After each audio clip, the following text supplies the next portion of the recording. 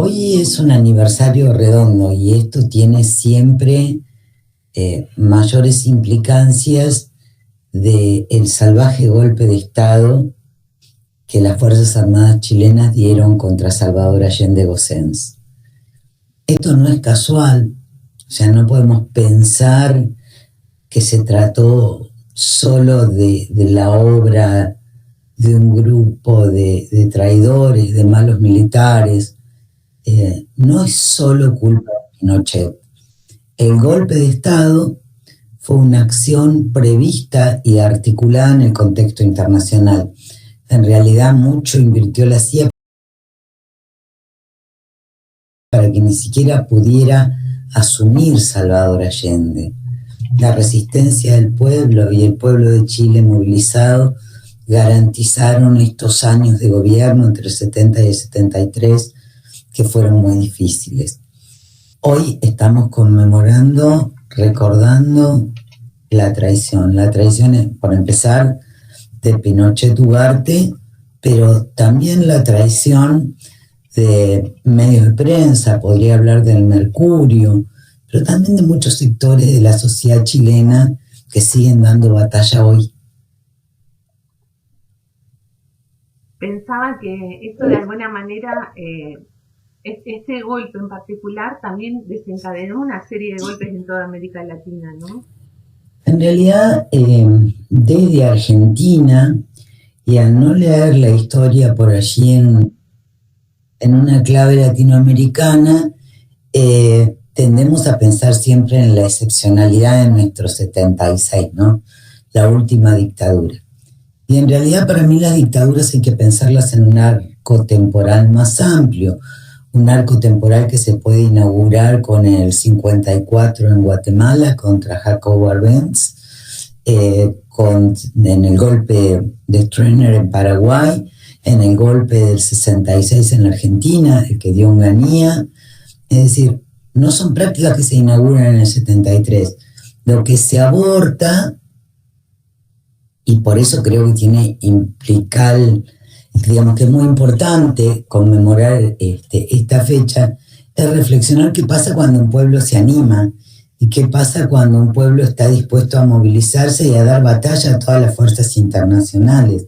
Nosotros hoy atravesamos días muy preocupados por la cuestión económica y solo hablamos de la inflación. Y estas, la verdad, que son maniobras urdidas, por decir algo, y con esto de las privatizaciones y las nacionalizaciones. Chicho Allende nacionalizó el cobre, y ese era el motor para modernizar, para articular, para progresar en Chile. El valor del precio internacional del cobre cayó hasta el 11 de septiembre. El 12 de septiembre en el mercado internacional el precio del cobre subió y fue lo que habilitó la transformación y la modernización en Chile. Hoy sigue todavía estatizado. En la dictadura más larga, hasta el 90, recién en el 90 se termina de articular la transición. Pero digo, nosotros estamos acostumbrados a pensar como si fueran fenómenos muy lejanos, y el golpe de Chile tiene mucho que ver y mucho nos afectó a nosotros. Digo, todos hablamos, por ejemplo, de la Operación Cóndor, que es la operación articulada para la represión en toda América Latina. Y la verdad que el Cóndor voló bajito y mucho antes. Digo, estando en la Universidad de la Patagonia, ¿cómo no pensar que los primeros 3 chilenos desaparecidos en el exilio, asesinados y secuestrados, los secuestraron en Río Mayo, con la complicidad de los militares argentinos? Digo, estas son las cosas que tenemos que empezar a desbrozar, los entramados sobre los que tenemos que trabajar.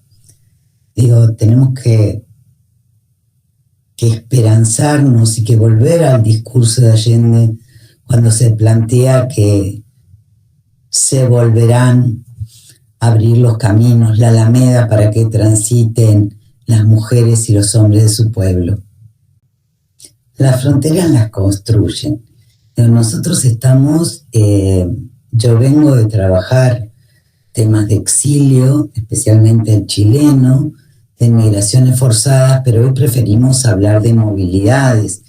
Y en este sentido, tanto la historia reciente como la historia oral son herramientas imprescindibles para comprender.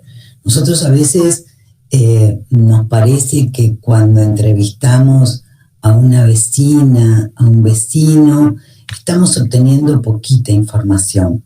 Pero a partir de esos testimonios orales, podemos ir a buscar a otros repositorios, podemos enterarnos de otras cosas. Digo, aún, bueno, como historiadora siempre sospecho de todo, ¿no? Especialmente de las cosas que parecen más simples. Digo, cuando entrevistaba a ciudadanos chilenos que tuvieron que salir raudamente y que pudieron construir una vida, un futuro en nuestra querida Patagonia, no, había cosas que no terminaba de entender, ¿no? Cómo tan perseguidos en Chile y cómo acá podían seguir trabajando. Y en realidad hay una matriz que descubrí a partir de entrevistar y entrevistar, cuando me daba cuenta que muchos incluso podían volver a Chile en algún momento, para ver cuál es el entramado económico que también hay abajo. Digo, para poder ir a consultar documentos de Cancillería, me di cuenta de lo que podía buscar allí después de hablar con ciudadanos, con vecinos de Trelew, con los padres de mis estudiantes. Entendí muchas cosas hablando con mis estudiantes que son hijas e hijos de trabajadores chilenos. De alguna manera toda mi investigación partió de allí. Y esto es experiencial, es decir, no se trata solo de narrar lo que compartimos generacionalmente, sino de narrar aquello que todavía nos está interpelando.